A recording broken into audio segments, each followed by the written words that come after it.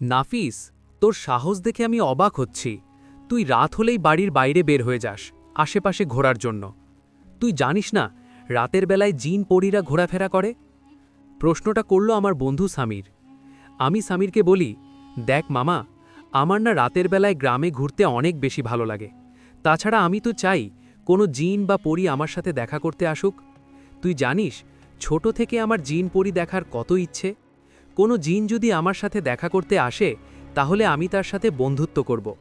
আর যদি কোনো পরী আসে তাহলে তো দেখা করবই, সাথে আমি তার সাথে প্রেমও করব। বুঝতেই তো পারছিস, তোকে বলে কোনো লাভ নেই। তোর বাবা আদিল চাচাকেই বলতে হবে। চাচাকে গিয়ে বলতে হবে যেন তোকে বিয়ে করিয়ে দেয়। আমার মনে হয় যতদিন তোর বিয়ে হবে না তোর এই সব পাগলামিও কখনোই থামবে না। দেখ সামির, বিয়ে করলে আমি কোনো পরীকেই করব। এখন শুধু সেই পরীটার অপেক্ষায় আছি, কবে যে সে আমার জীবনে আসবে। আচ্ছা তুই থাক, আমি যাচ্ছি বাড়িতে, তোকে বুঝিয়ে কোনো লাভ নেই। সামির চলে গেল। রাত 10টা বাজে। বাজারে দোকানে বসে আছি, আর কিছুক্ষণ পরে এই বাজারটাও বন্ধ হয়ে যাবে। তাই ভাবলাম এখন বাজার থেকে উঠে নদীর পাড়ে গিয়ে বসি। বাজার থেকে উঠে নদীর দিকে হাঁটা দিলাম। আমার নাম নাফিস মোল্লা। আমি দেখতে মাশাআল্লাহ অনেক সুন্দর। গ্রামের মেয়েরা আমার প্রতি পাগল বললেই চলে। তবে আমার ইচ্ছে একটাই, আমি কোনো পরীর সাথেই প্রেম করব। আর আমার এই ইচ্ছাটা না আজকে থেকে না, একদম ছোট থেকেই। দাদু দিদার মুখে যখন পরীদের কথা শুনতাম তখনই আমি সিদ্ধান্ত নিয়েছিলাম বড় হয়ে কোনো পরীকেই আমি বিয়ে করব। আর এজন্যই তো রাতের বেলা আমি ঘরে না থেকে গ্রামে ঘুরতে বের হয়ে যাই, কোথায় পরী আছে। আমার বাবা মা আমাকে অনেক আটকানোর জন্য চেষ্টা করেছে, কিন্তু তারা পারেনি। আমি কোনো না কোনোভাবেই ঘরের বাইরে চলে আসি। নদীর পাড়ে এসে বসলাম। কি সুন্দর চারিপাশ, বাতাস বইছে। চারপাশটা একদম চুপচাপ, যেন প্রকৃতি ঘুমিয়ে আছে। রাত 2:20। সিদ্ধান্ত নিলাম এখন বাড়ি ফিরে যাই। আজও হয়তো কোনো জিন বা পরের সাথে আমার দেখা হবে না, তবে আমি হাল ছাড়ব না। আমি যতদিন না তাদের দেখতে না পারছি ততদিন আমি তাদের খুঁজতেই থাকব। মাঠ থেকে বাড়িতে চলে এলাম। বাবা মা ঘুমোচ্ছে। আমি আমার ঘরে গিয়ে ঘুমিয়ে পড়লাম। আমার বাবা আদিল মোল্লা এই গ্রামের একটি সরকারি বিশ্ববিদ্যালয়ের শিক্ষক। আমার বাবাকে এই গ্রামের সকলেই ভালো জানে। সে খুবই ধার্মিক একজন ব্যক্তি। তবে আমার বাবা যতটাই ভালো ও ভদ্র, আমি ঠিক ততটাই খারাপ ও অভদ্র। গ্রামবাসীদের পশু পাখি, গাছের ফল এগুলো চুরি করা ছিল আমার নিত্যদিনের স্বভাব। আমি ইন্টার ফাইনাল ইয়ারে পড়ালেখা করছি। আমার বাবা 5 ওয়াক্ত নামাজ পড়ে, কিন্তু আমি তার একদম ব্যতিক্রম। আমি কখনো কখনো জুমার নামাজ আদায় করতে যাই, আবার কখনো সেটাও পড়া হয় না। সত্য বলতে গেলে আমি একজন মুসলিম হয়েও নাস্তিক। বিকেল 4টে বাজে। ঘরে বসে মুভি দেখছিলাম। তখনই সামির আমার ঘরে এসে আমাকে বলল, নাফিস, জানিস কি হয়েছে গ্রামে? কি আর হবে, কেউ মারা গিয়েছে কিনা সেটা বল। কিন্তু সামির, আমি আগেই বলে দিয়েছি, আমি কিন্তু জানাজার নামাজে যেতে পারবো না। আরে বেটা, কেউ মারা যায়নি। আমাদের সালমান মামা আছে না, উনি নাকি গতকাল রাতেই পরী দেখেছে। কি বললি, পরী দেখেছে? আরে হ্যাঁ বেটা, পরী দেখেছে। আরে চল চল চল সামির, চালু করে চল। কোন কোন জায়গাতে? কোথায় যাবি? সালমান মামার বাড়িতে। তবে এখন মামার সাথে দেখা করতে পারবো তো? আসলে কাল রাতে পরী দেখে সালমান মামা অজ্ঞান হয়ে পড়েছিল। গত 10 ঘন্টা তার জ্ঞান ছিল না। কিছুক্ষণ আগেই নাকি জ্ঞান ফিরেছে। কবিরাজ আকরাম দাদা আছে না, সে এসে ঝাড়ফুঁক দিয়ে গেল। এখন আমাদেরকে দেখা করতে দেবে না তার বাড়ির লোকজন? এটা হয়তো দিবে না। তবে সামির, আমার যে সালমান মামার সাথে কথা বলাটা অনেক দরকার। আমাকে তো জানতে হবে সে কোথায় পরী দেখেছে। আমি বুঝতে পারছি সামির, কিন্তু এখন যেতে পারবো না। আগামীকাল সকাল সকাল কিছু ফল কিনে তার বাড়িতে যাব। বলবো আমরা সালমান মামার সাথে দেখা করতে এসেছি, তার শরীরের কি অবস্থা এগুলো জানতে এসেছি। ঠিক আছে সামির, তাহলে কাল সকাল সকাল তুই আমার বাড়িতে চলে আসিস। একসাথেই 2 বন্ধু মিলে সালমান মামার বাড়িতে যাব। তবে যাই বলিস না কেন সামির, শালা একটা ভিতর ডিম, পরীকে দেখে কেউ আবার অজ্ঞান হয় নাকি? আমি যদি সালমান মামার জায়গায় থাকতাম না, তাহলে সেই পরীটাকে জড়িয়ে ধরে বলতাম, তোমার জন্য কতকাল অপেক্ষা করেছি, তুমি যেও না আমাকে ছেড়ে, যেও না প্রিয়তমা। হয়েছে হয়েছে নাফিস, এখন তুই থাম। আমি বাড়িতে গেলাম, আর কাল সকাল সকাল তোর বাড়িতে আসব। ঠিক আছে? আর তোর এইসব ভালোবাসার কথা তুই সেই তোর প্রিয়তমাকেই বলিস, আমাকে না। আচ্ছা ঠিক আছে, তুই যা, কাল সকালে অপেক্ষা করব। যত দ্রুত সম্ভব চলে আসিস কিন্তু। এইদিকে আজকে রাতের বেলায় আর গ্রামে ঘুরতে বের হলাম না, মনের ভেতর ছটফট করছে। কখন সালমান মামার সাথে দেখা করব আর তার কাছ থেকে জানতে পারবো সেই পরীর দেখা কোথায় গেলে পাবো আমি। সারা রাত ঘুমই হয় না, কখন সেই সকাল হবে আর চারপাশে ফজরের আজান দিবে। অবশেষে আজান দিচ্ছে, সকাল হলো। আমি সারা রাত ঘুমাতে পারিনি, তবে সকাল তো হলো, কিন্তু সামির কখন আসবে? সামিরের আসতে বোধহয় দেরি হবে। তার চেয়ে বরং আমি ওর বাড়িতে চলে যাই ডাকার জন্য। আমি বাড়ি থেকে বের হয়ে যাই সামিরের বাড়িতে যাওয়ার জন্য। আমি সামিরের বাড়িতে গিয়ে তার ঘরের বাইরে থেকে ডাকতে শুরু করি, সামির ও সামির, আর কত ঘুমাবি? সকাল হয়ে গেছে তো, এখন তো ওঠ না ভাই। সামির ও সামির।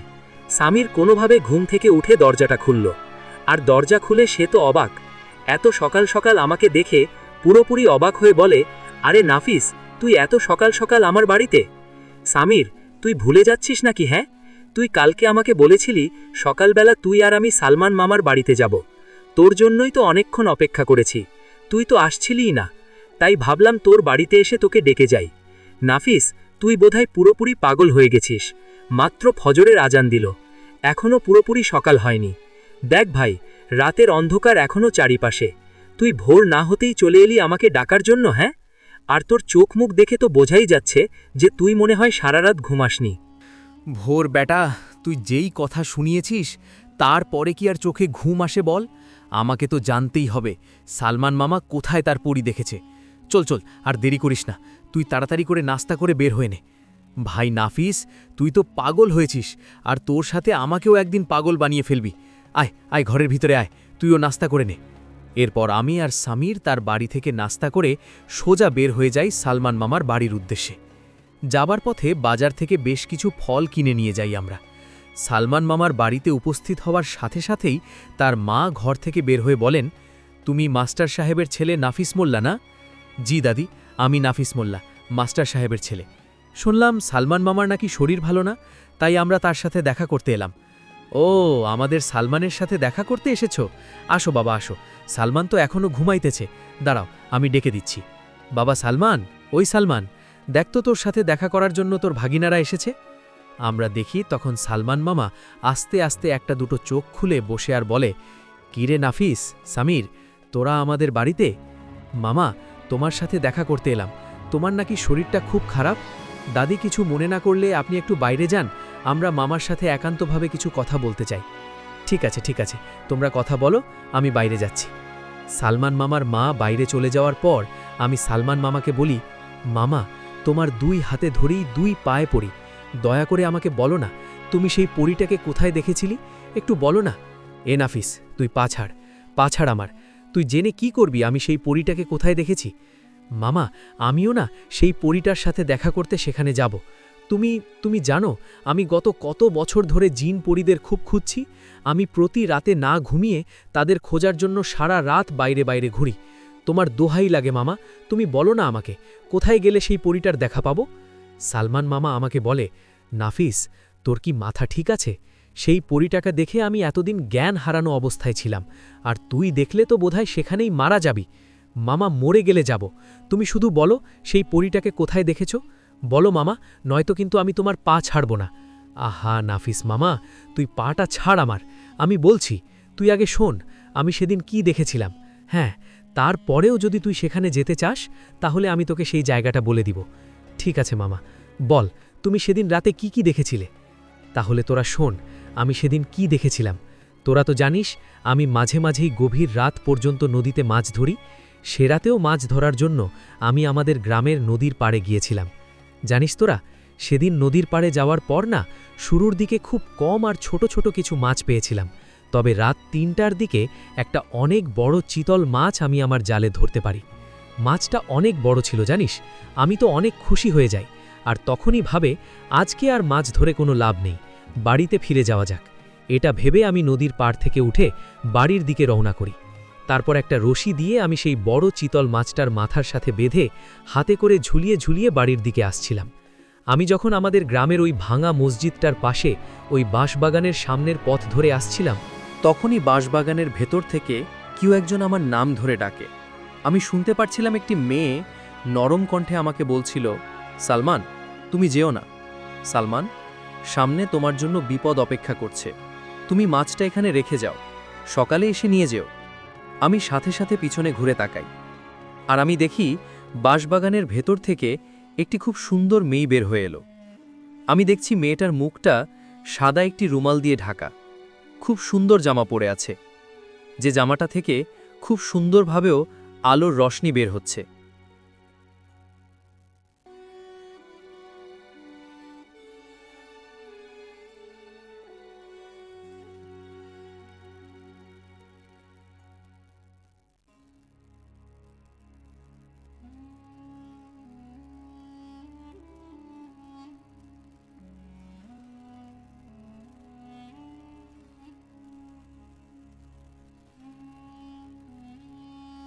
দেখি আমার মন কি বলে।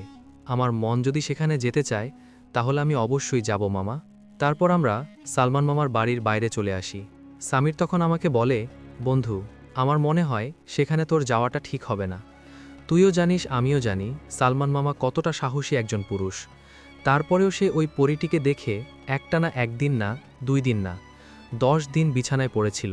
তাই বন্ধু, আমার মনে হয় তোর সেখানে যাওয়াটা ঠিক হবে না। আমি সামিরের এই কথার উত্তরে তাকে কিছুই বলি না, শুধু এতটুকুই বলেই, তুই তোর বাড়িতে ফিরে যা, আমি আমার বাড়িতেই চলে যাচ্ছি। সামির আমার থেকে বিদায় নিয়ে চলে যাওয়ার আগে আমাকে বলে যায়, যা করবি একটু ভেবে করিস। সামির চলে গেল। আমিও আমার বাড়িতে চলে আসি। সারাদিন খুব চুপচাপ করে আমি আমার ঘরে বসেছিলাম আর ভাবছিলাম সেই পরীটার সাথে দেখা করতে যাব কি যাব না। মনে মনে অনেক ভয়ও লাগছিল, আবার তাকে দেখার অনেক ইচ্ছেও জাগছিল মনের মধ্যে আমার। সারাটা দিন সেই বিষয়টা নিয়েই ভাবি আমি। কিন্তু যখন চারপাশে রাত নেমে আসে তখন আমি একটা সিদ্ধান্ত নিই। আমি সিদ্ধান্ত নিয়েছি যে আমি সেই পরীটার সাথে দেখা করতেই যাব। যা হবে দেখা যাবে, কিন্তু পরীর সাথে দেখা করবই করব। এসব ভাবতে ভাবতে বাড়ি থেকে বের হয়ে গেলাম সেই বাঁশবাগানের দিকে যাওয়ার জন্য।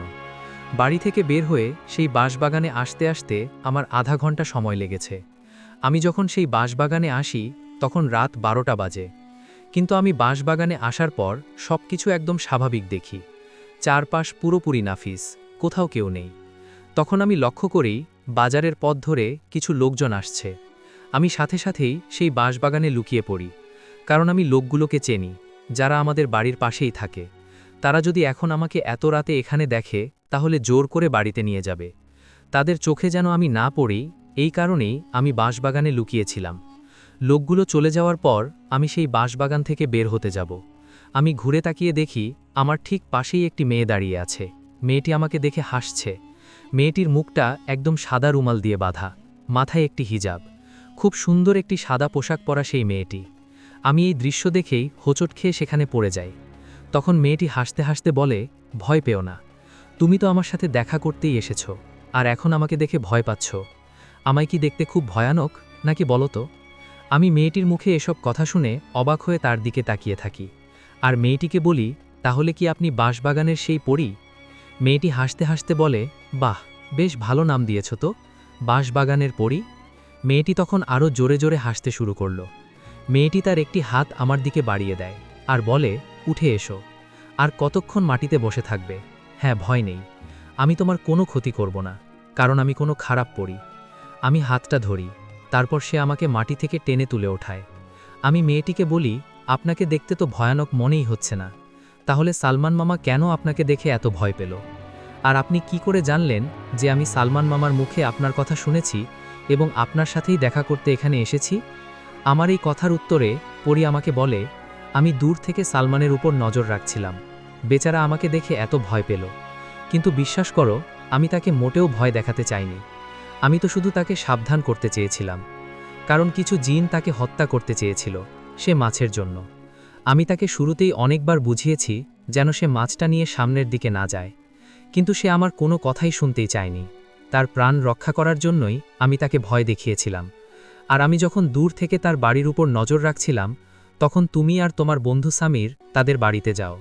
তোমরা কি কি কথা বলেছিলে আমি সব কিছুই শুনতে পেয়েছিলাম। আমি তোমার চিন্তাভাবনা দেখে পুরোপুরি অবাক হয়ে গিয়েছি।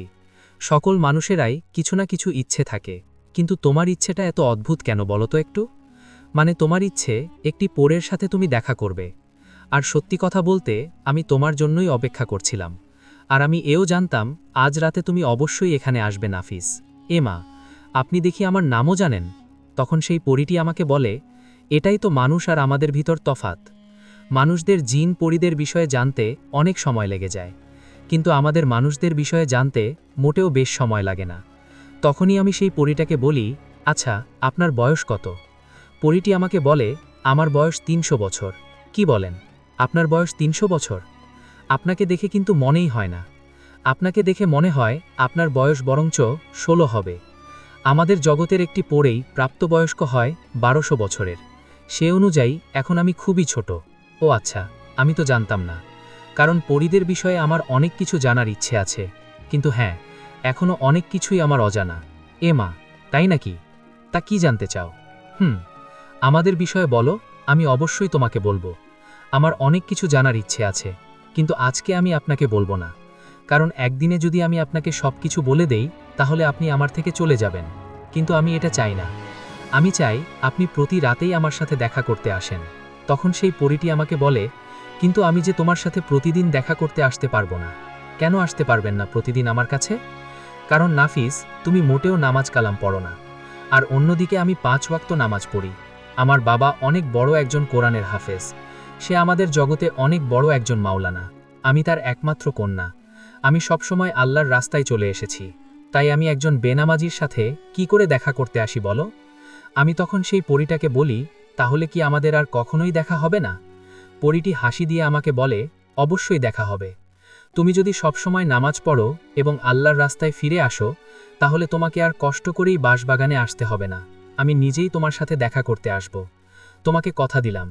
তবে তুমি যতদিন একজন পরিপূর্ণ ঈমানদার না হবে, ততদিন আমি তোমার সাথে দেখা করতে আসতে পারবো না। আর হ্যাঁ, কিছুক্ষণ পরেই ফজরের আজান দিবে। তো এখন আমাকে যেতে হবে নাফিস, তুমি ভালো থেকো। তখনই আমি পরীটির কাছে তার নাম জানতে চাই। আচ্ছা, চলে যাওয়ার আগে কি আপনি আপনার নামটা আমাকে বলবেন? হ্যাঁ, অবশ্যই। আমার নাম শাহিনা। ভালো থেকো নাফিস। আল্লাহ হাফেজ। আসসালামু আলাইকুম। এটা বলে সেই পরীটি বাঁশবাগানের ভেতরে মিলিয়ে গেল। আমি সেখান থেকে উঠে বাড়িতে ফিরে আসি। ঘরে বসেই ভাবছিলাম। ঠিক তখনই চারপাশে ফজরের আজান দিচ্ছিল। কেন জানি না, আজকে নামাজ পড়তে খুব ইচ্ছে করছিল আমার। তারপর বাড়ি থেকে বের হয়ে গেলাম আর চলে এলাম সোজা মসজিদে। আমার বাবাও উপস্থিত ছিল। আমার বাবা সহ মসজিদের সকল মুসল্লি আমাকে দেখে অবাক হয়ে যায়। যেই ছেলেটা জুম্মার নামাজটা পর্যন্ত পড়তে আসে না, সেই ছেলে আজকে ফজরের নামাজ পড়তে এসেছে। আমার বাবা আমার কাছে এসে বলল, আজকে আমি খুব খুশি। আসো বাবা, সামনের কাতারে এসে দাঁড়াও। অতঃপর সবার সাথেই ফজরের নামাজ আদায় করি। মসজিদ থেকে বের হয়ে যখন বাড়ির পথে হাঁটছিলাম, কেন জানি নিজেকে আজ অন্যরকম লাগছে। শরীরটা খুব হালকা লাগছিল। ঘরে এসে ঘুমিয়ে পড়ি। এদিকে গভীর ঘুমেছিলাম, তখন আমি একটা স্বপ্ন দেখি। স্বপ্নের মাঝে শাহিনা সেই পরীটি আমাকে এসে ডাকছে। কি হলো, এখনো ঘুম থেকে উঠছ না যে? চারপাশে যে জোহরের আজান দিচ্ছে, যাও যাও, নামাজে যাও। তুমি কি চাও না নাফিস, আমি তোমার সাথে আবার দেখা করতে আসি? আমি স্বপ্নের মাঝেই সেই পরীটিকে বলছিলাম, অবশ্যই চাই। তুমি কবে আসবে? আমি তোমার সাথে দেখা করতে চাই। আসো, তাড়াতাড়ি আসো। সেই পরীটি একটি মিষ্টি হাসি দিয়ে বলল, তাহলে নামাজে যাও। এটা বলে সে অদৃশ্য হয়ে গেল। আর ঠিক তখনই আমার ঘুমটা ভেঙে গেল। ঘুম ভাঙার পর আমি শুনতে পারছিলাম চারপাশে জোহরের আজান দিচ্ছে। আমি সাথে সাথে মসজিদে চলে যাই আর জোহরের নামাজ আদায় করি। সেদিন আমি ৫ ওয়াক্ত নামাজই আদায় করি। আর সেদিনের পর থেকে আমার জীবন আমি পুরোপুরি পাল্টে ফেলি। এখন আমি ৫ ওয়াক্ত নামাজ পড়ি ইনশাআল্লাহ। তবে একটি মাস হয়ে গেল, সেই পরীটি আমার সাথে আর দেখা করতেও এলো না। আমি নামাজ শেষে মোনাজাতে আল্লাহ তাআলাকে বলি, হে আমার মালিক, তার সাথে আমাকে আরেকটি বার দেখা করার ব্যবস্থা করে দিন। রাতে খাটের উপর শুয়ে শুয়ে ভাবছিলাম, হয়তো আমার এবাদত আরও বাড়াতে হবে, তাহলেই হয়তোবা শাহনুর আমার সাথে দেখা করতে আসবে। রাতে খাটের উপর শুয়ে শুয়ে ভাবছিলাম। পরের দিন আমি আমাদের গ্রামের মসজিদের ইরফান সাহেবকে গিয়ে বলি, আসসালামু আলাইকুম হুজুর। ওয়ালাইকুমুসসালাম ওয়ারাহমাতুল্লাহি ওয়াবারাকাতুহ। নাফিস, কেমন আছো বাবা? তোমার এই পরিবর্তন দেখে আমি খুবই খুশি হয়েছি। সবসময় এভাবেই চলো, তোমাকে এভাবে দেখতে খুব ভালো লাগে। বিশ্বাস করো, তুমি আগে যখন দুষ্টুমি করতে না, তখন আমি খুব রাগ করতাম তোমার প্রতি। তোমাকে নিয়ে আশেপাশের সকল মানুষরা বাজে ধরনের কথাবার্তা বলতো, কিন্তু দেখো, আজকে সেই মানুষগুলোই তোমার নামে ভালোভাবে কথা বলে, আমার কাছে এসে অনেক কথা বলে। হুজুর, আমার জন্য দোয়া করবেন যেন আল্লাহ তাআলার রাস্তায় আমি চলতে পারি সব সময়। তবে হুজুর, আমি আপনার কাছে একটি সাহায্যের জন্য এসেছি। কি সাহায্য বাবা? বলো আমাকে। হুজুর, আমি তো পবিত্র কোরআন পড়তে পারি না। কিন্তু আমি চাই আপনি আমাকে কোরআন পড়া শেখান। মাশা আল্লাহ নাফিস, আমি তোমাকে অবশ্যই শেখাবো বাবা। আগামীকাল থেকে ফজরের নামাজের পর প্রতি 1 ঘন্টা করে আমি তোমাকে কোরআন শরীফ পড়া শিখাবো। আমি তোমার মুখে এই কথা শুনে খুব খুশি হয়েছি। তুমি কাল থেকেই আমার কাছে কোরআন শিক্ষা নিবে ইনশাআল্লাহ। অনেক অনেক ধন্যবাদ হুজুর। আমি আগামীকাল থেকেই কোরআন পড়া শুরু করে দিব ইনশাআল্লাহ। তার পরের দিন থেকে এমনি আস্তে আস্তে কোরআন পড়া শিখছিলাম আমি। 1 মাস 2 মাস করে 6 মাস পর আমি কোরআন খতম করি। আরও 6টি মাস হয়ে গেল, এখনও সে আমার সাথে দেখা করতে আসেনি। আমি জানি না শাহিনা আমার কথা রাখবে কি রাখবে না, তবে সে আমাকে আল্লাহর পথ চিনিয়েছে। এভাবেই 5 বছর পার হয়ে যায়। গ্রামের লোক এখন আমাকে এক নামে চেনে। আমি এখন কোরআনের অনেক বড় একজন হাফেজ। তবে আমি সেই রাতের কথা কোনোদিন ভুলতে পারবো না। তাকে দেখার ইচ্ছেটা আমার এখনও রয়ে গিয়েছে।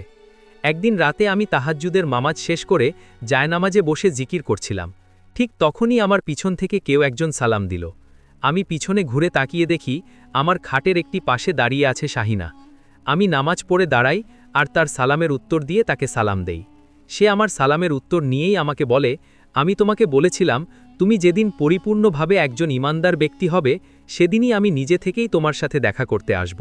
আর দেখো নাফিস, আমি তোমার কথা রেখেছি। আর এই যে আজকে নিজে থেকেই তোমার সাথে দেখা করতে এলাম। সেদিনের নাফিস আর আজকের নাফিসের ভেতর অনেকটা তফাত। তুমি আজকে একজন সৎ ব্যক্তি, একজন কোরআনের হাফেজ। আজকে আমি তোমাকে দেখে অনেক খুশি হচ্ছি। আমি তখনই শাহনুরকে বলি, কারণটা সম্পূর্ণ ছিলে তুমি। আল্লাহ তাআলা তোমার মাধ্যমেই আমাকে হেদায়েত দান করেছেন। আর তোমাকে অসংখ্য ধন্যবাদ আমাকে দ্বীনের দাওয়াত দেওয়ার জন্য। সেদিন যদি তুমি আমাকে দ্বীনের পথে যাওয়ার দাওয়াত না দিতে, তাহলে হয়তোবা আমি আজকে এই নাফিস হয়ে উঠতে পারতাম না। তবে আমার মনে হয় তুমি অনেকটা দেরি করে ফেলেছ আমার সাথে দেখা করতে। আর আমার সাথে দেখা করতে আসার জন্য 5টি বছর অনেক বড় একটা সময়। তুমি জানো, আমি প্রতি রাতেই তোমার কথা ভাবতাম। আমি সেদিন রাতের কথা আজও ভুলতে পারিনি। আচ্ছা নাফিস, তুমি না পরী দেখতে চাইতে? আমি তো তোমাকে সেদিন আমার চেহারাটা দেখাইনি। তুমি চাইলে এখন আমি আমার পর্দা সরিয়ে দিতে পারি। তুমি কি আমাকে দেখতে চাও? আমি তখন তাকে বলি, না, আমি এখন তোমাকে দেখতে চাই না। কারণ একটা বেগানা মহিলার মুখ দেখাও পাপ, হোক সে পরী কিংবা মানুষ। তবে আমি তোমাকে বিয়ে করতে চাই। তুমি কি আমাকে বিয়ে করবে শাহিনা? নাফিস, তুমি কি বলছো? বুঝে বলছো তো?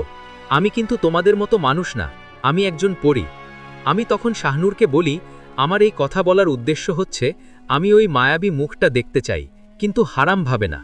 আমি চাই তুমি আমার স্ত্রী হও, আর তুমি আমার স্ত্রী হয়ে গেলে আমি তোমার মুখটা দেখতে পারবো। তখন আমার আর কোনো পাপ হবে না। শাহনুর বলে, এত অস্থির হওয়ার কি আছে? হ্যাঁ, সময়ই বলে দিবে আমাদের মিলন আসলে সম্ভব কিনা। সেদিনের পর থেকেই প্রতি রাতে তাহাজ্জুদের নামাজের পর আমার ঘরে প্রবেশ করত শাহিনা। আর ফজরের আজানের আগ পর্যন্ত আমরা দুজনে অনেক গল্প করতাম। আস্তে আস্তে আমরা একে অপরের প্রতি দুর্বল হতে শুরু করি। শাহনুর আমাকে অনেক ভালোবেসে ফেলে। আস্তে আস্তে এভাবেই দিনগুলো চলে যাচ্ছিল। একদিন সকালে আমার মা আমার কাছে এসে বলে, আসসালামু আলাইকুম বাবা নাফিস। ওয়ালাইকুম আসসালাম আম্মিজান, কিছু বলবেন নাকি? নাফিস, তোমার বাবা মরে যাওয়ার পর তুমি এই সংসারের দায়িত্ব কাঁধে নিয়েছ। আমার তো আর কোনো ছেলে মেয়ে নেই। তুমি মাদ্রাসায় চাকরি করে যতটুকু আনো, আলহামদুলিল্লাহ, আমাদের সংসারটা ভালোই কেটে যাচ্ছে। তবে বাবা, তুমি কি তোমার আত্মীয়দের খোঁজখবর নেওয়া ভুলে গেলে নাকি? কেন আম্মিজান, কি হয়েছে? নাফিস, তোমার মামাতো বোন মায়েশা, ও বোধহয় আর বাঁচবে না। বেশ কিছুদিন যাবৎ সে খুব অসুস্থ। তোমার বাবা অনেক বড় একজন ডক্টর দেখিয়েছেন, অনেক হুজুর কবিরাজও দেখিয়েছেন, কিন্তু কিছুতেই কিচ্ছু হচ্ছে না। কিন্তু মেয়েটা না দিনে দিনে খুব শুকিয়ে গিয়েছে। এখন যে নিজের পায়ে দাঁড়াতেও তার অনেক কষ্ট হয়। ও মেয়েটার শরীরে একদম কিছু নেই। তাই তোমার মামা ফোন করেছিল, তোমাকে নিয়ে শেষবারের মতো মিথিলাকে দেখে আসতে বলেছে। কি বলছেন আম্মি? আমি তো কিছুই জানি না। মামাজান তো আমাকে এ বিষয়ে কিছু বলেনি। আর মায়েশার এই অবস্থা, আমি তো কিছুই জানি না। বিশ্বাস করেন, আমি যদি জানতাম তাহলে অনেক আগেই মামার বাড়ি থেকে ঘুরে আসতাম। কিন্তু ঠিক আছে, এখন যেহেতু জেনে ফেলেছি, এক কাজ করেন, আপনি জামাকাপড় গুজগাছ করে নেন। আজকেই আমরা মামার বাড়ির উদ্দেশ্যে রওনা করব। আচ্ছা ঠিক আছে, আমি জামাকাপড় গুজগাছ করছি, তুমিও ব্যাগপত্র গুছিয়ে নাও। ঠিক আছে আম্মিজান, আমি যাই, আমার ব্যাগগুলো গুছিয়ে এনেছি, তাড়াতাড়ি বের হন। এইদিকে আমার মামার বাড়ির পাশের গ্রামে তালুকদার বাড়ি। সেখানে এক নামে সেই গ্রামের মানুষ সবাই চেনে। মায়েশা আমার মামাতো বোন। তবে মামার সাথে আমার কিছুটা রাগ অভিমান চলছিল। আসলে মামা চেয়েছিল তার মেয়ে মায়েশার সাথে আমার বিয়ে দিবে, তবে আমি রাজি ছিলাম না। মিথিল আসলে দেখতে খারাপ তা কিন্তু নয়, সেই গ্রামের অন্যতম সুন্দরী মেয়েদের মধ্যে একজন। তবে আমার মনে মনে আমি শাহানুর পরীকে অনেক ভালোবেসে ফেলেছিলাম, তাই তো তার জায়গাটা অন্য কাউকে দিতে পারিনি কখনো। আমি বিয়ের জন্য রাজিই হইনি, তাই মামা আমার উপর অনেক রাগ করেছিলেন। সেদিনের পর থেকে মামা আমার সাথে আর কোনো কথা বলেননি। তবে আমি আসলে জানতাম না যে মায়েশা এতটা অসুস্থ। তবে কি হলো বুঝতে পারছি না। মায়েশার তো 1 বছর আগেও মেয়েটা ভালো ছিল, ঠিকঠাক ছিল। এগুলো ভাবতে ভাবতেই আমি আর মামা বাড়ির উদ্দেশ্যে রওনা পড়লাম। মামা বাড়ির ভিতরে প্রবেশ করার পর মামা ঘর থেকে বের হয়ে আসেন। মামা দৌড়ে এসে আমাকে জড়িয়ে ধরে আর কান্না করতে করতে বলে, তোরা আসতে এত দেরি করলি? মামার উপর তোর এত রাগ নাফিস? তোর বোনটা বোধহয় আর বাঁচবে না রে। আমি তখন মামাকে বলি, মামা কান্না করবেন না, হঠাৎ করে কি হয়ে গেল মায়েশার, একটু বলবেন আমাকে? মামা আমাকে বলে, সব কিছু ঠিকঠাকই ছিল। ঘুমের ঘরেই একটা স্বপ্ন দেখে এবং অনেক জোরে চিৎকার দিয়ে ওঠে। চিৎকারের শব্দ শুনে আমি আর তোর মাম মায়েশার ঘরে যাই। তো মায়েশা আমাকে বলে সে নাকি একটা অদ্ভুত ধরনের স্বপ্ন দেখেছে। একটা কালো চিকন লোক আমার খাটের পাশে শুয়ে আছে, আর আমার কানের সামনে এসে ফিসকিস করে বলছে সময় আর বেশি হাতে নেই। তখন আমি ওকে বোঝাই যে এগুলো স্বপ্ন ছিল। সেদিন তোর মাম তোর বোনের সাথে ঘুমিয়েছিল। কিন্তু সেদিনের পর থেকেই মায়েশা পাগলামি শুরু করে। ও বলে সব সময় নাকি সেই কালো ওই চিকন লোকটাকে দেখতে পায়, ঘরেই থাকে আর সব সময় ওকে ভয় দেখায়, আর কানের কাছে এসে নাকি একটা কথাই বলে যে সময় হয়ে গিয়েছে, যেতে হবে। জানিস নাফিস, কত বড় বড় হুজুর কবিরাজ দেখিয়েছি, কিন্তু কেউ কোনো সমাধান দিতে পারিনি। সবাই বলে মায়েশা নাকি মানসিকভাবে অসুস্থ। তবে আমরা যখন মানসিক ডক্টর দেখাই, সে বলে মায়েশা নাকি পুরোপুরি ঠিক আছে। কেউ আর আসল রোগটা ধরতে পারছে না। আমার মেয়েটা বোধহয় আর বাঁচবে না রে নাফিস। আমি মামাকে বলি, মামা আমরা কি মায়েশার সাথে দেখা করতে পারবো? হ্যাঁ, আয় তোরা আমার সাথে আয়। মামা আমাকে আর আম্মিজানকে নিয়ে মায়েশার ঘরে প্রবেশ করে। প্রবেশ করতেই একটা বাজে দুর্গন্ধ আমার নাকে ভেসে আসে। আমি মামাকে বলি, মামা ঘরে কি কোনো ইঁদুর মরেছে নাকি? এত বাজে গন্ধ কোথা থেকে আসছে? তখন মামা আমাকে বলে, কই, কোথাও তো কোনো বাজে গন্ধ আমাদের নাকে রাখছে না। আমি বুঝতে পারি যেটা আমি অনুভব করছি সেটা তারা অনুভব করছে না। তারপর আমি তাদেরকে কিছুই বুঝতে দেই না। আমি বলি হয়তোবা বাইরে থেকে গন্ধটা আসছিল, চলো ঘরে চলো। ঘরে প্রবেশ করে আমি দেখি মায়েশা খাটের উপর শুয়ে আছে। আর কি হাল করেছে মেয়েটি, তার শরীর একদম শুকিয়ে পুরো কাঠ হয়ে গেছে। আমি মামাকে বলি, মামা মেথেয়া কি খাওয়া দাওয়া করে না?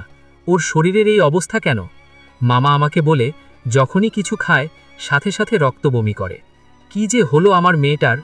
আমি যখন মায়েশার দিকে আবার তাকাই, তখনই আমার নজর পড়ে মায়েশার খাটের পেছনে একটা কালো চিকন লোক দাঁড়ানো। লোকটা একটি সাদা লুঙ্গি পরা, জামা নেই গায়ে। আমি তখনই মামাকে বলি, মামা ওই লোকটা কে? মামা বলে, তোমার মাথা ঠিক আছে তো? ওইখানে তো কেউই নেই। আমি তখনই বুঝতে পারি এটা কোনো সাধারণ মানুষ না, এটা একটা জিন। তখন আমি লক্ষ্য করি সেই জিনটি আমাকে দেখছে, আর সেখানে দাঁড়িয়ে দাঁড়িয়ে আমার দিকে থুতো মারছে। এরপর জানালা দিয়ে অদৃশ্য হয়ে বের হয়ে গেল সেই কালো লোকটা। আমি বুঝতে পারি এই লোকটাই মায়েশাকে এতদিন যাবৎ ভয় দেখাচ্ছে। মামা আমার কাছে জানতে চায়, কি হলো বলছো না তো? ওইখানে তো কেউই নেই, তুমি কাকে দেখলে? হ্যাঁ? আমি তখন মামাকে বলি, না মামা, হয়তোবা গ্রামের কেউ ওকে মারছিল, বাদ দেন। আমি আস্তে আস্তে মায়েশার কাছে গিয়ে বসি। মায়েশা একটা শুকনো হাসি দিয়ে আমার দিকে তাকিয়ে বলে, নাফিস ভাইয়া, তুমিও দেখেছ সেই লোকটাকে তাই না? ও না আমাকে প্রতিদিন ভয় দেখায়, আর আমার কানের কাছে এসে বলে আমার কি সময় হয়ে গিয়েছে? আমি মায়েশার মাথায় হাত বুলিয়ে বলি, তুই চিন্তা করিস না বোন, উপরওয়ালা আমাদের সাথে থাকবে, সে তোর কিচ্ছু করতে পারবে না।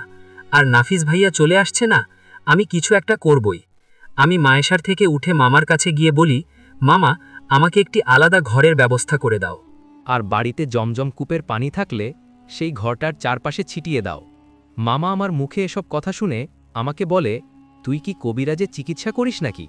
আমি তখন মামাকে বলি, না মামা, আমি কোনো কবিরাজ না, তবে উপরওয়ালা আমাকেও কিছু জ্ঞান দিয়েছে। সবাই তো চেষ্টা করল, কেউ তো আমার বোনটাকে সুস্থ করতে পারল না। আমি না হয় একবার চেষ্টা করি, উপরওয়ালা যদি আমার সহায় হয় আমি এটার কোনো একটা বিহিত করেই ছাড়ব। আর আমার মনে হচ্ছে ওর ওপরে কিছু একটা আছে। মামা, তুমি বিশ্বাস করবে কিনা জানি না, কিন্তু ও যা দেখেছে আমিও সেগুলো দেখেছি। আর কেন দেখেছি এটার প্রশ্ন আমি রাত হলেই পাব। মামা কিছু একটা বলতে যাবে, তখনই আম্মাজান মামাকে থামিয়ে দেয় আর বলে, ভাইয়া, ওকে ওর মতো কাজ করতে দাও। তুমি হয়তো জানো না, তোমার ভাগ্নে এখন আর আগের মতো নেই।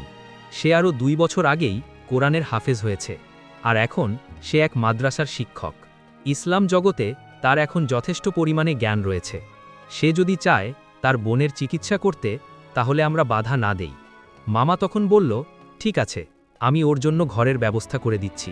তারপর মামা আমার জন্য একটা আলাদা ঘরের ব্যবস্থা করে দেয়।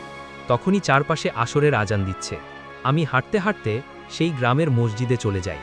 তারপর আসরের নামাজ পড়ে আমি কিছুক্ষণ মসজিদে বসেই ছিলাম। হঠাৎ সেই মসজিদের ইরফান সাহেব আমার কাছে এসে বলে, তোমাকে তো ঠিক চিনলাম না, তুমি কি এই গ্রামে কারো বাড়িতে বেড়াতে এসেছো? জি ইরফান সাহেব, আমি তালুকদার বাড়িতে বেড়াতে এসেছি। ওইটাই আমার মামা বাড়ি। তালুকদার বাড়ির কথা শুনে ইরফান সাহেব আমাকে বলে, তাহলে তো তোমার বোন মায়েশা, তাই না? জি ইরফান সাহেব, মায়েশা আমার বোন হয়, মামা তো বোন। দেখো বাবা, আমার কাছেও তোমার মামা এসেছিলেন। আমি গিয়েছিলাম মায়েশাকে দেখতে। আমি সেখানে কিছু উপস্থিতি পাইনি, তবে এতটুকু বুঝতে পেরেছি সেই মেয়েটির উপরে ভয়াবহ কিছু একটা কালো জাদু করা হয়েছে।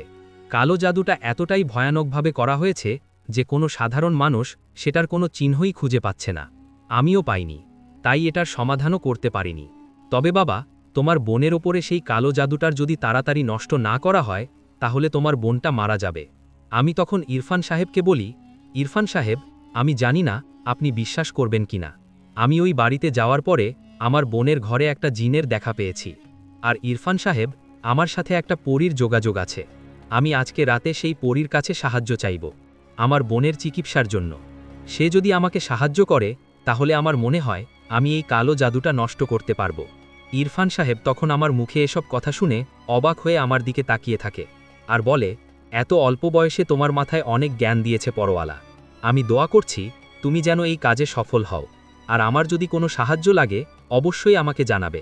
ঠিক আছে ইরফান সাহেব, তাহলে আজকে আমি আসছি। ইরফান সাহেবের থেকে বিদায় নিয়ে আমি আবার আমার মামার বাড়িতে ফিরে আসি আর অপেক্ষা করতে থাকি কখন কখন রাত হবে। সেদিন রাতের তাহাজ্জুদ নামাজ পড়ে আমি জায়নামাজে বসে বারবার করে শাহানুরকে স্মরণ করছিলাম। ফজরের কিছুক্ষণ আগে শাহানুর আমার সাথে দেখা করতে আসে। সে আমাকে বলে, কি হয়েছে নাফিস, তুমি বারবার আমাকে কেন স্মরণ করছো? কোনো বিপদে পড়ছো নাকি? তুমি তো কখনোই নিজে থেকে আমাকে এতবার ডাকোনি। কি হয়েছে নাফিস, তোমার কোনো বিপদ হয়েছে? আমি তখন শাহানুরকে সব কিছু খুলে বলি। শাহিনা আমাকে বলে, আমাকে 10টা মিনিট সময় দাও, আমি আশেপাশের খবর নিয়ে তোমাকে জানাচ্ছি। 10 মিনিট পর শাহানুর আবার আমার কাছে আসে এবং এসে বলে, তুমি ঠিকই ধরেছ, তোমার মামাতো বোন মায়েশাকে অনেক ভয়াবহভাবে একটি কালো জাদু করা হয়েছে। তুমি এই বাড়িতে এসে প্রথম যেই জিনটাকে দেখেছ তার নাম হচ্ছে মিরাজ। তার কাজ হচ্ছে, যদি কোনো মানুষ কালো জাদুর মাধ্যমে মরে যাওয়ার অবস্থায় চলে আসে, তাহলে তার মৃত্যুর 41 দিন পর্যন্ত তার কাছে এসে তাকে জানিয়ে দেওয়া যে তার সময় হয়ে গিয়েছে। তুমি মিরাজকে এই কারণেই দেখতে পেরেছ কারণ তুমি এখন আল্লাহ পাকের নেক একজন বান্দা, আর তোমার বোনটা এই কারণেই দেখতে পারছে যে তার হাতে আর বেশি সময় নেই। তবে আমরা যদি চেষ্টা করি আর উপরওয়ালা যদি আমাদের সহায় হয়, তাহলে তোমার বোনকে এই কালো জাদুর হাত থেকে বাঁচানো সম্ভব। শুনে রাখো নাফিস, তোমার বোনকে যে কালো জাদু করেছে তার নাম সামিউল। সামিউল তোমার বোনের সাথে একই কলেজে পড়ে। আসলে সামিউল নামক সেই ছেলেটি তোমার বোনকে অনেক ভালোবাসে। সেই কথা মায়েশাকে অনেকবার বলেছে, তবে মায়েশার ভালোবাসা জিনিসটার প্রতি বিশ্বাস উঠে গিয়েছে। কারণটা হচ্ছে, সে জীবনের কাউকে যদি ভালোবেসে থাকে সে হচ্ছে তুমি, কিন্তু তুমি তার ভালোবাসার কোনো দামই রাখোনি। আর এই কারণেই সে সিদ্ধান্ত নিয়েছে এই জীবনে আর কখনো অন্য কোনো পুরুষকে ভালোবাসবে না। সামিউল যখন দেখে মায়েশা কোনোভাবেই তার ভালোবাসা মেনে নিচ্ছে না, তখন সে রাগে ক্ষোভে ভাবতে শুরু করে মায়েশার অনেক দেমাগ, এই কারণেই সে তার ভালোবাসা মেনে নিচ্ছে না। আর তখনই ভেবে নেয় এই মেয়েটাকে কিছু একটা শাস্তি দিবে। তাই সে তার গ্রামের একটি অনেক বড় হিন্দু তান্ত্রিকের কাছে গিয়ে বলে মায়েশার কথা। সামিউল সেই তান্ত্রিককে বলেছিল যে মায়েশাকে যেন তার মাধ্যমে কিছু শাস্তি দেয়, কিছু ভয় দেখায়, যেন মায়েশা বুঝতে পারে অন্য কারো ভালোবাসা প্রত্যাখ্যান করলে তার কেমন কষ্ট হতে পারে। তান্ত্রিক সামিউলকে বলেছিল, ঠিক আছে, সে এই কাজ করে দিবে তার সাথে থাকা জিনদের মাধ্যমে। তবে এর বিনিময়ে তান্ত্রিক সামিউলের কাছ থেকে কিছু টাকাও চায়। সামিউল সেই তান্ত্রিককে কিছু টাকা দেয় তান্ত্রিক সামিউলকে বলে, আমার কিছু জিনিসের প্রয়োজন, যেমন মায়েশার মাথার একটি চুল, তার পরনের জামার একটি অংশ, আর মায়েশাদের বাড়ির উঠোনের এক মুঠো মাটি। সামিউলের 1 মাস লাগে খুব সাবধানের সহিত সেই জিনিসগুলো জোগাড় করে সে তান্ত্রিকের কাছে দেয়। সামিউল শুধু চেয়েছিল মায়েশা কিছুটা শাস্তি পাক, এই কারণেই সে কালো জাদু করতে চেয়েছিল। তবে অন্যদিকে তান্ত্রিকের মনে মনে অন্য আরেকটি পরিকল্পনা ছিল। তান্ত্রিক যখন সেসব জিনিসগুলো তার হাতে পায়, তখন সে সামিউলকে বলে, তোর কাজ হয়ে যাবে, তুই এখন বাড়িতে চলে যা। সামিউল সেখান থেকে আসার পর তান্ত্রিক মায়েশার সেসব জিনিস দিয়ে অন্য একটি ভয়াবহ কালো জাদু করে। আসলে তান্ত্রিক যখন জানতে পারে যে মায়েশা একটি যুবতী মেয়ে, তখনই সে সিদ্ধান্ত নেয় মায়েশাকে তার শয়তান প্রভুর উদ্দেশ্যে বলি দিয়ে দেবে। আর যখন মায়েশার সেসব ব্যবহৃত জিনিসগুলো সে হাতে পেয়ে যায়, তখনই সে এইসব জিনিস দিয়ে তান্ত্রিক মায়েশাকে রক্তচোষা বান মারে। তান্ত্রিক মায়েশার সেসব জিনিসগুলো দিয়ে একটি মাটির পুতুল তৈরি করে। তারপর একটি পুটলির ভিতর সেই পুতুল, মিথিলার চুল, মিথিলার সেই জামার অংশ আর মাটি একত্রিত করে সেই পুটলিটা বেঁধে তার সাথে করে নিয়ে শ্মশানের ভিতরের 10 হাত মাটির নিচে পুঁতে রাখে। আর সেখানে তার সাথে থাকা 10টি নরখাদক জিনকে পাহারায় রেখে দেয়। সেই কালো জাদুর মেয়াদ হচ্ছে 41 দিন। এই 41 দিনের ভেতরে প্রতি রাতে সেই তান্ত্রিকের শয়তান প্রভু প্রতি রাতেই মায়েশার শরীর থেকে কিছুটা রক্ত খেয়ে চলে যাবে। আর আস্তে আস্তে মায়েশার শরীরের সবটুকু রক্ত 41 দিনের ভিতরেই সেই খেয়ে ফেলবে। আর এদিকে 41 দিন হতে কিন্তু আর মাত্র 3 দিন বাকি। আমাদের যা করার এর ভেতরেই করতে হবে, নয়তো তোমার বোন মিথিলাকে আর বাঁচানো সম্ভব হবে না। আমি অনেক চেষ্টা করেছি সে শ্মশানটার সন্ধান জানতে, কিন্তু আমি পারিনি। তুমি এক কাজ করো, এই গ্রামের পাশের গ্রামে তুমি আগামীকাল যাবে আর সামিউলের সাথে দেখা করবে। সামিউলকে গিয়ে তুমি মায়েশার বিষয়ে সবকিছু খুলে বলবে, আর বলবে তার কারণে আজকে মায়েশা এখন মৃত্যুর পথে। আমার বিশ্বাস সামিউল তার ভুল বুঝতে পারবে, আর তোমাকে নিয়ে সে তান্ত্রিকের কাছেও যাবে। কিন্তু তোমরা বোধহয় তান্ত্রিককে সেখানের খুঁজে পাবে না। তুমি সামিউলকে নিয়ে সেখানকার আশেপাশের কোনো পরিত্যক্ত শ্মশান আছে কিনা এটা সন্ধান নিবে। আমি তাহলে আসি। হ্যাঁ, এখন ফজরের আজান দিবে। আমি আগামীকাল রাতে আবার তোমার সাথে দেখা করতে আসব। শাহিনা তখন আমার থেকে বিদায় নিয়ে চলে যায়। আমি ফজরের নামাজ আদায় করে সাথে সাথেই বাড়ি থেকে বের হয়ে যাই পাশের গ্রামে যাওয়ার জন্য। যে করেই হোক সামিউলের সাথে আজকে আমার দেখা করতেই হবে, কারণ আমার হাতে আর মাত্র 2 দিন সময় আছে। আমাকে মায়েশাকে বাঁচাতেই হবে। আমি পাশের গ্রামে এসে সামিউলের বিষয়ে জানার চেষ্টা করি। একটি বৃদ্ধ লোক আমাকে সামিউলের বাড়িটা দেখিয়ে দেয়। আমি সেই বাড়িতেই প্রবেশ করি, আর সামিউলের নাম ধরে ডাকতেই একটি 25 বছরের যুবক বাড়ির ভেতর থেকে বের হয়ে আসে আর আমাকে এসে বলে, আমার নাম সামিউল। আপনি কে? আপনাকে তো ঠিক চিনতে পারলাম না। আসসালামু আলাইকুম সামিউল, আমি মায়েশার বড় ভাই। আমার পরিচয়টা শুনে সামিউল কিছুটা ভয় পেয়ে গেল। তার কপালের চারপাশে ঘাম জমতে শুরু করল। আমি সামিউলকে বলি, তুমি ভয় পেও না, আমি তোমার সাথে কিছু কথা বলতে চাই। তখন সামিউল রেগে গিয়ে আমাকে বলে, আপনার সাথে আমার কোনো কথা নেই। আমি কোনো মায়েশা নামে কোনো মেয়েকে চিনি না, আর আপনাকেও চিনি না। আপনি আমার বাড়ি থেকে এখনই বের হয়ে যান। বের হয়ে যান বলছি। চেঁচামেচি শুনে সামিউলের মা ঘর থেকে বের হয়ে আসে আর আমাদের কাছে এসে বলে, কি হয়েছে সামিউল? আমি তখন সামিউলের মাকে একটি সালাম দিয়ে বলি, আসসালামু আলাইকুম চাচি। আসলে সামিউল আমার কাছের একজন ছোট ভাই, এ কারণেই তার সাথে দেখা করতে এলাম পাশের গ্রাম থেকে। আমার নাম নাফিস। সামিউলের মা তখন বলে, ও আচ্ছা বাবা, দাঁড়াও, তোমার জন্য চা নাস্তা নিয়ে আসছি। এটা বলে সে আবারও ঘরের ভিতরে চলে যায়। আমি তখন সামিউলকে বলি, দেখো, তুমি কিন্তু শুধু শুধু রেগে যাচ্ছ। আমি তোমার বিষয়ে সব কিছু জানি। তুমি আর মায়েশা একই কলেজে পড়ো, আর তুমি মায়েশাকে অনেক ভালোবাসো। সে যখন তোমার প্রেমের প্রস্তাব মেনে নেয়নি, তখনই তুমি তাকে শায়েস্তা করার জন্য একটি তান্ত্রিকের কাছে যাও আর তার উপর কালো জাদু প্রয়োগ করো।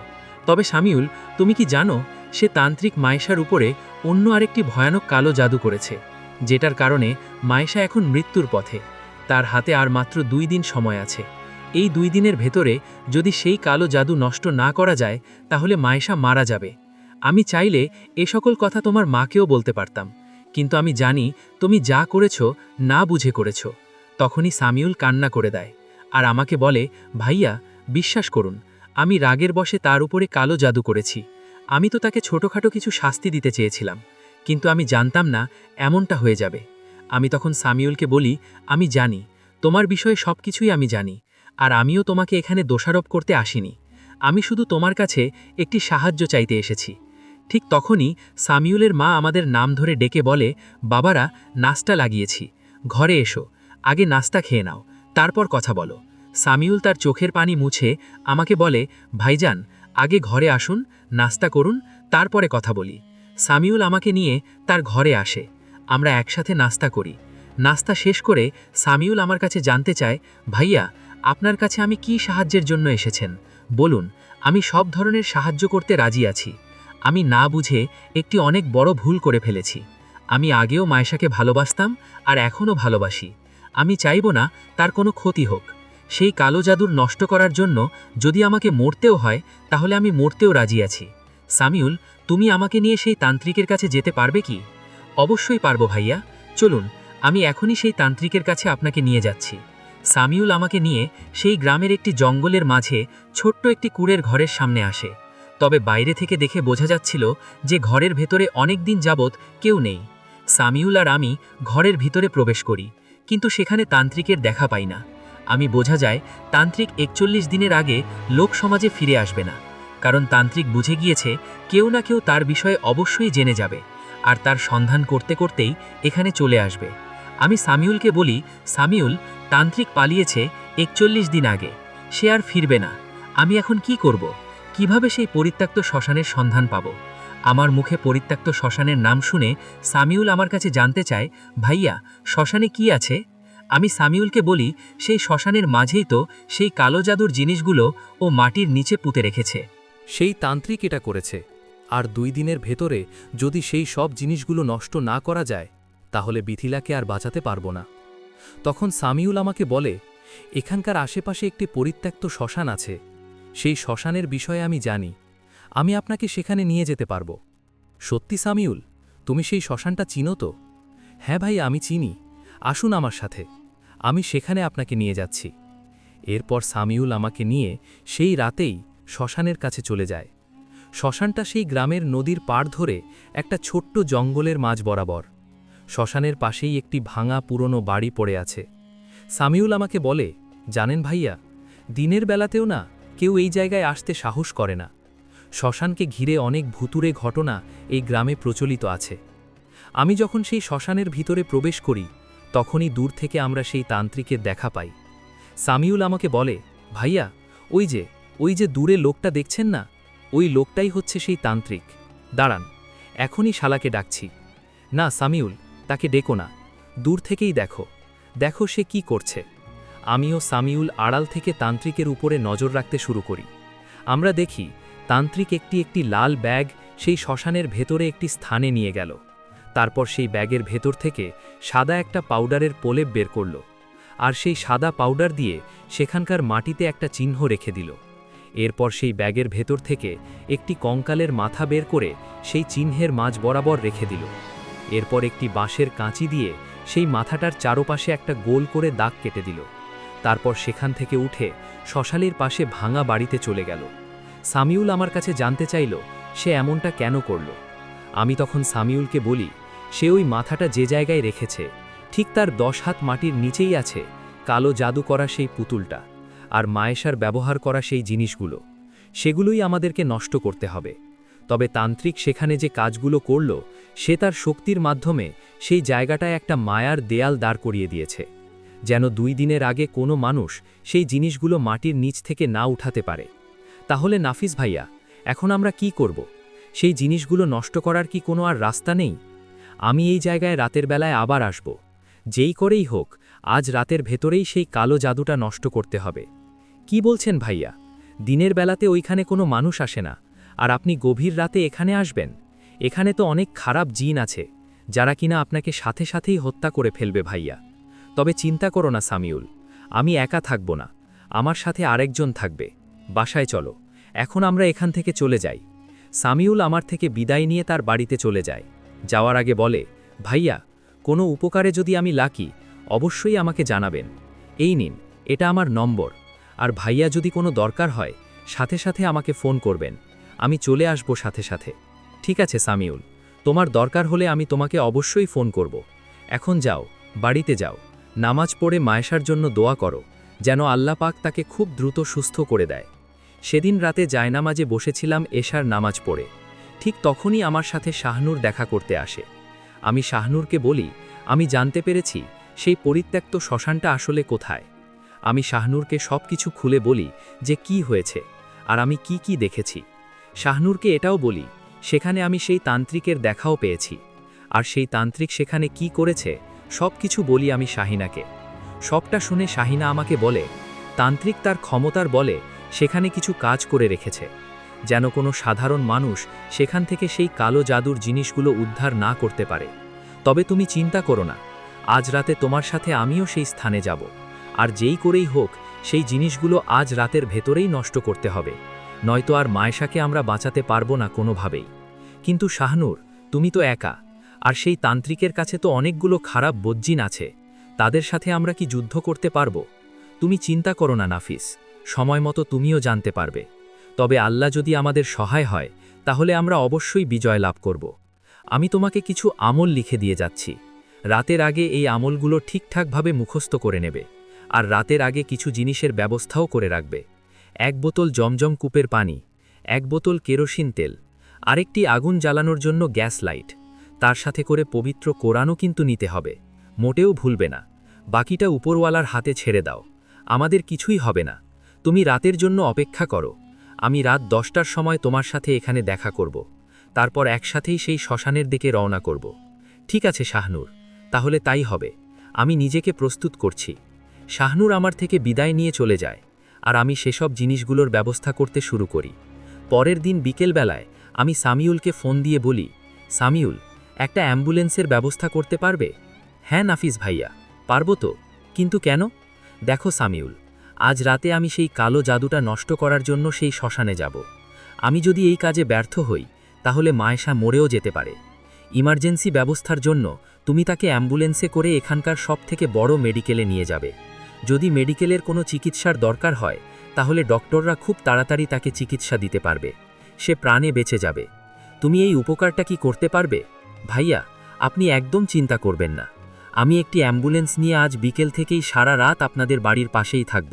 যদি কোনো ইমার্জেন্সি হয় তাহলে আমি সাথে সাথেই মায়েশাকে নিয়ে এখানকার সদরের সবথেকে বড় মেডিকেলে নিয়ে যাব। ভাই, আপনি একদম চিন্তা করবেন না। আর হ্যাঁ, উপরওয়ালার প্রতি ভরসা রাখেন, আমি জানি আপনি এই কাজটি করতে পারবেন, আপনি আটকাতে পারবেন। আল্লাহ পাক আপনার সহায় হোক, এটাই মন থেকে দোয়া করি। এরপর আমি ফোনটা কেটে আসরের নামাজটা পড়ে বাসা থেকে বের হয়ে যাই, আর গ্রামের মসজিদে গিয়ে মাগরিবের নামাজটাও আদায় করি। নামাজ শেষে আমি সেই ইরফান সাহেবের সাথে আবার দেখা করি, আর ইরফান সাহেবকে সব কিছু খুলে বলি। ইরফান সাহেব তার ঘর থেকে ছোট্ট একটা পবিত্র কোরআন নিয়ে আসে, আর আমার হাতে ধরিয়ে দেয় 1 বোতল জমজম কূপের পানি। তারপর বলে, নাফিস, আমার মন বলছে তুমি এই কাজটা করতে পারবে, সুতরাং চিন্তা করো না, আল্লাহ পাক তোমার সাথে আছে। তারপর আমি ইরফান সাহেবের থেকে দোয়া নিয়ে মসজিদের বাইরে চলে আসি, আর বাজার থেকে 1 বোতল কেরোসিন তেল আর একটা গ্যাস লাইট কিনে নিয়ে নেই। ততক্ষণে চারপাশ অন্ধকার নেমে এসেছে। আমি হাঁটা শুরু করি সেই শ্মশানের দিকে। আমি জানি আমাকে শাহিনা ঘরে অপেক্ষা করতে বলেছিল, তবে আমি সিদ্ধান্ত নিয়েছি শাহিনুরকে আমি সেই জায়গায় নিয়ে যাব না, কারণ আমি চাই না আমার জন্য সে কোনো বিপদে পড়ুক। তাই আমি এখন চাই যে এই কাজটি আমি একাই সম্পূর্ণ করব। মরলে আমি একা মরব, সে কেন আমার সাথে মরতে যাবে? আমি সেই শ্মশানের সামনে আসতে আসতে রাত 10টা বেজে যায়। আমি শ্মশানের ভেতরে প্রবেশ করি। আমি শ্মশানের ভেতরে প্রবেশ করে দেখি তান্ত্রিক সেই জায়গাটায় বসেই একটা আসন পেতে ধ্যান করছে। তান্ত্রিকের চোখ দুটো একদম বন্ধ। আমি এই সুযোগেই সেই জায়গাটায় যাই। তারপর আমার হাতে থাকা সেই জমজমের পানিটা সেই জায়গায় ছিটিয়ে দেই। তান্ত্রিক সেখানে একটি কালো জাদু করে রেখেছিল, যেন কোনো মানুষ সেই জায়গা থেকে ওই জিনিসগুলো উদ্ধার না করতে পারে। তবে আমি জমজম কূপের পানি খেয়ে কিছুটা আয়াত পড়ার সাথে সাথেই সেই জাদুটা নষ্ট হয়ে যায়। তারপর আমি আমার সাথে থাকা একটি কোদাল দিয়ে সেই জায়গাটা খুব আস্তে আস্তে করে মাটি সরাতে শুরু করি। তান্ত্রিক সেই জায়গা থেকে বেশ কিছুটা দূরেই বসেছিল আর ধ্যান করছিল চোখ বন্ধ করে। কিছুক্ষণের ভিতরেই আমি 10 হাত মাটির নিচ পর্যন্ত খুঁড়ে ফেলি এবং মাটি সরিয়ে ফেলি। আমি দেখি লাল পোটলা সেখানে রাখা। আমি বুঝতে পারি এই পোটলার ভিতরেই জিনিসগুলো আছে, যেটা দিয়ে মায়েশাকে বান মারা হয়েছে। আমি সাথে সাথে এসে পেট্রোলটা হাতে তুলে নেই আর সেখান থেকে পালানোর চেষ্টা করি। আমি যখন সেই শ্মশানের বাইরে আসতে যাব তখনই দেখি আমার সামনে পথ আটকে চারটি অনেক লম্বা লম্বা কালো ছায়া দাঁড়িয়ে আছে, যাদের কোনো শরীর নেই, তবে তাদের চোখ দুটো দেখতে পারছিলাম, যেগুলো আগুনের মতো জ্বলজ্বল করছিল। আমার উপর হাসতে শুরু করে আর বলতে থাকে, তুই কি ভেবেছিলি এগুলো নষ্ট করতে পারবি? হ্যাঁ, আর তুই কি ভেবেছিলি আমি তোকে চিনি না? আমি জানি তুই কে। তুই যে আজকে সকালে সবুজকে নিয়ে দূর থেকে আমাদের প্রতি নজর রাখছিলি, এটা কিন্তু আমি আগে থেকেই জানতাম। আমি ধারণাও করেছিলাম রাতের বেলায় তুই আসবেই। তুই মায়েশার ফুপাতো ভাই, তাই তো এখানে এসেছিস কালো জাদু নষ্ট করতে। হ্যাঁ, তোর বোনকে বাঁচাতে। তোর বোনকে তো আমি আমার প্রভুকে ভোগ হিসেবে দান করেছি। এখন আমি আমার প্রভুকে আরেকটি বলে দিতে পারবো। এখন আমি আমার প্রভুকে আরেকটি বলেও দিতে পারবো। এটা তো আমি স্বপ্নেও ভাবিনি। তান্ত্রিক যখন তার সেই 4 জন নরঘাতক জিনকে আদেশ করে আমাকে হাত পা বেঁধে এখানে শুইয়ে দিতে, সেই 4টি কালো ছায়া সাথে সাথেই আমার হাত পাগুলো বেঁধে ফেলে। আমি তখন অপারগ ছিলাম, আমি কিছুতেই পারছিলাম না, কারণ আমার থেকেও অনেক গুণ বেশি শক্তিশালী এই 4টি জিন। তাছাড়া তারা কোনো রক্তমাংসের মানুষ না যাদের সাথে আমি লড়াই করব। তারা সকলে আমাকে মাটিতে সরিয়ে দিল। তান্ত্রিক তখনই তার হাতে করে একটা ধারালো ছুরি আমার কাছে নিয়ে এলো আর আমায় বলল, শেষবারের মতো তোর ওপরওয়ালাকে স্মরণ করে নে, কারণ এখন তোকে আমি জবাই করব। তোকে আমি আমার প্রভুর উদ্দেশ্যে জবাই করব, যেন তুই মরে যাওয়ার সাথে সাথে তোর আত্মাকে আমার প্রভু গ্রহণ করতে পারে, আর তার বিনিময়ে আমি পাবো অসীম শক্তি। আমি তখন বলি, তুই আর তোর প্রভু জাহান্নামের ওই আগুনে জ্বলবি। হাসরের ময়দানে তোদের বিচার অবশ্যই আমার রব করবেন, শুধুমাত্র সময়ের অপেক্ষা। তান্ত্রিক আমাকে বলে, দেখা যাবে তোর রব কি বিচার করে, কিন্তু এখন তো তুই আমার বিচারটা দেখ। আমি চোখ বন্ধ করে কালেমাটা পড়ে ফেলি। আমি জানি এখন আমার বাঁচার আর কোনোই হয়তো রাস্তা নেই। তান্ত্রিক যখন আমার গলা বরাবর সেই ধারালো ছুরিটা চালাতেই যাবে, ঠিক তখনই কোনো এক অদৃশ্য শক্তি তান্ত্রিককে দূরে ছুঁড়ে মারে। আমি চোখ খুলে দেখি আমার সামনে দাঁড়িয়ে আছে শাহিনা। শাহিনা আমাকে বলে, তোমাকে অনেক জ্ঞানী একজন মানুষ ভেবেছিলাম, কখনো ভাবিনি যে তুমি এমন একটা বোকার মতো কাজ করবে। তখনই আমি দেখি তান্ত্রিকের সাথে থাকা সেই 4টি নরখাদক জিন শাহিনার দিকে এগিয়ে আসছে। তখন শাহিনা তার 2টি হাত সেই 4টি জিনের দিকে নিক্ষেপ করল। আমি দেখি শাহিনুরের হাতের ভিতর থেকে আগুন বের হতে শুরু করলো, আর সেই আগুন জ্বালিয়ে দিল সেই 4টি নরখাদক জিনের চোখের মধ্যে। পলকেই তার শক্তির মাধ্যমে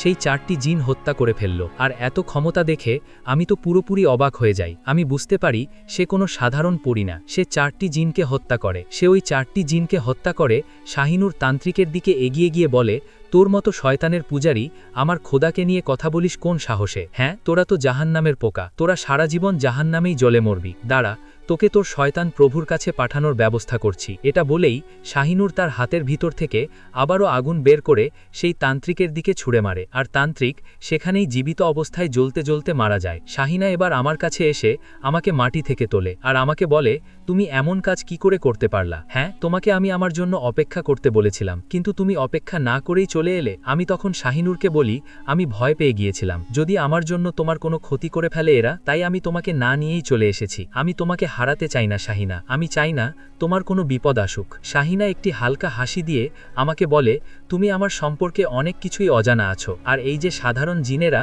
আমার কিছুই করতে পারবে না। আমার শক্তি সম্পর্কে এখনো কোনো ধারণাই নেই তোমার। এরপর নাফিস আর শাহিনুর মিলে সেই পটলিটাকে আয়াত পরে তার উপরে ক্রেশন ঢেলে আগুন জ্বালিয়ে দেয়। কালো জাদুটা সেখানেই শেষ হয়ে যায়। ঠিক তখনই আমার ফোনে একটা কল বেজে ওঠে। আমি ফোনটা রিসিভ করতেই ওপাশ থেকে সামিউল আমাকে বলে, ভাইয়া, মায়েশাকে নিয়ে হাসপাতালে যাচ্ছিলাম। সে চিৎকার করে বলছিল তার শরীর নাকি জ্বালাপোড়া করছে, তবে মেডিকেলে আসার সময় গাড়িতে এসে পুরোপুরি সুস্থ হয়ে যায়। আমি তখন সামিউলকে বলি, সে এখন পুরোপুরি সুস্থ, তাকে নিয়ে তোমরা আবার বাড়িতে ফিরে আসো, আর আমিও আসছি। শাহানুর আর আমি সেই শ্মশানের বাইরে চলে আসি। শাহানুর আমাকে বলে, জানো নীরব, মিথিলা একটা সময় 5 ওয়াক্ত নামাজ কালাম পড়ত। তার ঈমান খুবই শক্তিশালী ছিল। ছোট থেকেই তোমাকে অনেক ভালোবাসত এবং আল্লাহ তাআলার কাছে তোমাকে সব সময় চাইত। তবে সে যেদিন শুনেছে তুমি তাকে বিয়ে করতে অস্বীকার করেছ, সেদিনের পর থেকেই সে বদলে যায়। তার উপরে শয়তান ভর এবং সে আস্তে আস্তে নামাজ কালাম সব কিছু ছেড়ে দেয়। মায়েশা যদি আগের মতো থাকতো আর এমন যদি শক্ত থাকতো, তাহলে এই কালো জাদু তাকে কখনোই দুর্বল করতে পারত না। আমি যদি এখন তোমাকে বলি যে সব দোষ তোমার, তুমি যদি তার সাথে এমনটা না করতে, তাহলে বোধহয় তার সাথে এত কিছু হতো না, তাকে এত কষ্ট সহ্য করতে হতো না। আমি তখন শাহিনাকে বলি, আমি তার ভালোবাসা প্রত্যাখ্যান করেছিলাম তোমার জন্য, কারণ আমি তোমাকে ভালোবাসি। শাহানুর তখন আমাকে বলে, দেখো নাফিস, সব ভালোবাসা কিন্তু পূর্ণতা পায় না। তাছাড়া তোমার জগৎ আর আমার জগৎ অনেকটাই আলাদা, কখনোই এক হতে পারবো না। তবে আমি মন থেকে চাই তুমি আবারও মাইশাকে আল্লাহর রাস্তায় ফিরিয়ে আনো আর তাকেই বিয়ে করো। আমার বিশ্বাস তোমরা অনেক সুখে থাকবে। মায়েশা তোমাকে সব সময় দেখে শুনে রাখবে। তার মানে শাহানুর, তুমি আমাকে ছেড়ে চলে যেতে চাইছো? মোটেও না, আমি এরকম বলছি না। নাফিস, তোমাকে ছেড়ে কখনোই যাব না। তুমি সবসময় আমার একজন ভালো বন্ধু ছিলে, আর বন্ধু হয়েই থাকবে। আমি যতদিন বেঁচে থাকব তোমার সাথে দেখা করতে আসব। আমাদের সম্পর্কটা এমনই থাকবে। আর যদি কখনো কোনো বিপদে পড়ো, তাহলে আমি আমার সর্বোচ্চ দিয়ে তোমাদের সাহায্য করার চেষ্টা করব। তবে নাফিস, তোমার এখন বোঝা দরকার যে মায়েশা তোমাকে ছাড়া অসহায়। সত্যি, আমি আমার মন থেকেই চাই তুমি মায়েশাকে বিয়ে করো। যদি তুমি এমনটা করো তাহলে আমি খুব খুশি হব। আমি তখন শাহানুরকে বলি, ঠিক আছে, তুমি যেটা চাচ্ছ সেটাই হবে। শাহানুর আমাকে সেখান থেকে বাড়িতে পৌঁছে দেয়। আমি বাড়িতে প্রবেশ করার সাথে সাথেই মামা মামি আমাকে এসে জড়িয়ে ধরে কান্না করতে শুরু করে আর বলে, বাবা, তোর জন্য আমার মেয়েটা আবারও তার আগের জীবনটা ফিরে পেল। তোকে অসংখ্য ধন্যবাদ। না মামা, আমি তো কিছুই করিনি, সবটা উপরওয়ালাই করেছে। আমি শুধু একটা উসিলা ছিলাম মাত্র। এদিকে সামিউল দৌড়ে এসে আমার পা ধরে আমার কাছে মাফ চাইতে শুরু করল। আমি সামিউলকে সেখান থেকে উঠিয়ে আমার বুকে জড়িয়ে ধরে বলি, ভাই দেখো, যদি কেউ তোমাকে ভালোবাসতে না চায় তাহলে তুমিও তাকে আর জোর করো না। কারণ ভাই, আমরা জোর করে কখনো ভালোবাসা পাবো না, কারো কাছ থেকে এটা সম্ভব না। সামিউল তার ভুল বুঝতে পারে। তারপর মামার কাছে, মামির কাছে ও মায়েশার কাছেও মাফ চায়, আর আমাদের বাড়ি থেকে বিদায় নিয়ে চলে যায়। আমি ঘরে প্রবেশ করি আর দেখি মায়েশা খাটের উপর বসে আছে, পাশে আমার মাও বসে আছে। আমি মায়েশার কাছে গিয়ে তার হাত দুটো ধরে বলি, তোকে অনেক কষ্ট দিয়েছি তাই না? আমাকে তুই মাফ করে দিস। তুই তো সবসময় আল্লাহর কাছে চাইতি যেন আমি তোর স্বামী হই। আমরা আগামীকালই বিয়ে করব। তবে তোকে কথা দিতে হবে যে তুই আবারও আগের মতো ইমানদার এবং নেককার একজন বান্দা হবি। তুই আবারও আগের মতো মায়েশা হবি। মায়েশা আমাকে জড়িয়ে ধরে কান্না করে দেয় আর বলে, আমি এই দিনটার এত কতই না অপেক্ষা করেছি। এদিকে মামা, মামি, আম্মাজান সকলেই আমার মুখের দিকে তাকিয়ে আছে। এই কথা শুনে অনেক খুশি হয়েছে। তারপরের 3 দিন পর সবাই মিলে আমাদের বিয়ের ব্যবস্থা করে। বিয়ের দিন রাতে বাসর ঘরে আমি মায়েশাকে শাহানুর বিষয়ে সব কিছু বলি। মিথিলা আমাকে বলে সে আমার হারিয়ে যাওয়া ভালোবাসা আমার কাছে ফিরিয়ে দিয়েছে। আমি তার কাছে কৃতজ্ঞ। আমার কোনো সমস্যা নেই, সে যখন খুশি তখন তোমার সাথে এসে দেখা করতে পারে। আমি চাই তোমাদের সম্পর্কটা সারা জীবন এভাবেই কাটুক। মায়েশার সাথে আমার বিয়ে হয়ে যায়। মায়েশা আবারও আল্লাহর রাস্তায় চলতে শুরু করে। মায়েশা আমাকে অনেক সেবা যত্ন করে, সব সময় দেখে শুনে রাখে, ভালো কাজের উৎসাহ দেয়। আর মাঝে মাঝে শাহানুর আমাদের সাথে দেখা করতেও আসে। একদিন আমি শাহানুরকে বলি, আচ্ছা শাহেনা, একটা সত্য করে কথা বলবে আমাকে? শাহেনা আমার কাছে জানতে চায়, কি কথা? আমি শাহানুরকে বলি, তুমি কি কখনোই আমাকে ভালোবাসোনি? শাহানুর বলে, সব কথা জানতে নেই, কিছু কথা না হয় অজানায় থাকুক। শাহানুর সেখান থেকে অদৃশ্য হয়ে চলে যায়। এভাবেই চলছে আমার জীবনটা। আমি আমার জীবনসাথী পেয়ে অনেক খুশি, তবে এখনও আমি মনে মনে শাহানুরকে অনেক ভালোবাসি। সমাপ্ত। কেমন ছিল গল্পটি? কমেন্ট করে জানাবেন। এই ছিল আজকের ঘটনা। সকলকে তো আজকের গল্পটা একটু কাল্পনিক ছিল, মোটামুটি ভালো লেগেছে। গল্পের শুরু থেকে নিয়ে শেষ পর্যন্ত এটা আমার পার্সোনাল মতামত। এটা মোটামুটি ভালো ছিল। সো 10-এর মধ্যে 7 দেয়া যায়। আপনারা কত রেটিং দিতে চান 10-এর মধ্যে? জানাবেন কমেন্টে। আমি আরজে মিজু আপনাদের সাথে আছি। আপনারা দেখছেন MS স্টোরি বক্স। আমাদের গল্প যদি আপনাদের ভালো লেগে থাকে অবশ্যই লাইক করবেন, কমেন্ট করবেন এবং সাবস্ক্রাইব করে বেল আইকন প্রেস করে রাখবেন। এবং আপনার বন্ধুদের জানানোর জন্য আপনার বন্ধুদের সাথে শেয়ার করে অবশ্যই তাদের জানান এবং সাবস্ক্রাইব করে রাখার জন্য বলুন। যদি এই ধরনের গল্প আপনাদের জীবনে থেকে থাকে অবশ্যই করে আমাদের কাছে লিখে পাঠাবেন। এবং আপনারা চাইলে ভয়েস মেসেজ করেও পাঠাতে পারেন। আমার ইমেল অ্যাড্রেস হচ্ছে masbaul1997 4@gmail.com। আপনারা চাইলে এখানে ভয়েস মেসেজ করতে পারেন অথবা টেক্সট মেসেজ করে পাঠাতে পারেন। তো দেখা হচ্ছে পরের গল্পে। ততক্ষণ সবাই ভালো থাকবেন, সুস্থ থাকবেন। আল্লাহ হাফেজ।